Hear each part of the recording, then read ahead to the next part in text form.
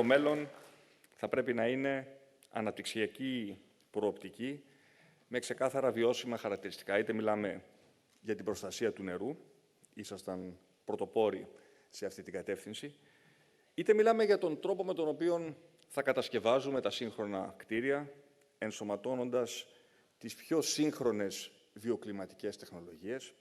Μιλάμε για αναπτύξεις με πολύ χαμηλή κάλυψη. Θέλω να θυμίσω ότι μόλις το 10% της έκτασης των πρώτων επενδύσεων που έχουν γίνει στο Κώστα Ναβαρίνο καλύπτονται από κτίρια.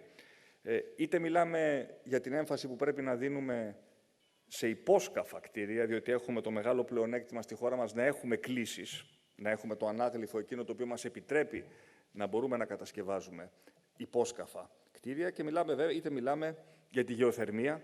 Ήσασταν πρωτοπόροι στο να έχετε ένα από τα μεγαλύτερα ιδιωτικά δίκτυα γεωθερμίας, είτε μιλάμε βέβαια και για την προστασία της εξαιρετικά πλούσιας βιοποικιλότητας, η οποία χαρακτηρίζει αυτήν την πολύ όμορφη, αυτή την πολύ ιδιαίτερη γωνιά της πατρίδας μας. Και θέλω και πάλι να σας συγχαρώ για την δουλειά την οποία έχετε κάνει στον τομέα αυτό, μέσα από το Ινστιτούτο σας, το περιβαλλοντικό, να αναδείξετε την προστασία του φυσικού περιβάλλοντος και της βιοποικιλότητας, όχι μόνο ως μια υποχρέωση εταιρικής ευθύνης, αλλά και ως ένα σημαντικό συγκριτικό πλεονέκτημα για την ευρύτερη περιοχή σας.